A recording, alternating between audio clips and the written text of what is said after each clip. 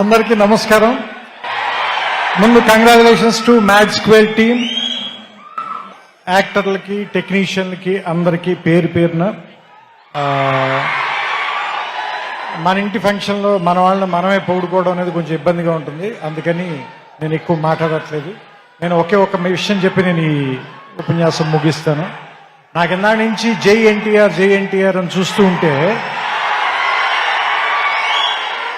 JAINT giant గుర్తొస్తుంది. So he's a giant. So అలాంటి giant చేతికి ఈ చిన్ని మైకి నిచ్చేద్దాం, అందరూ అతనే మాట్లాడతాడో విందాం.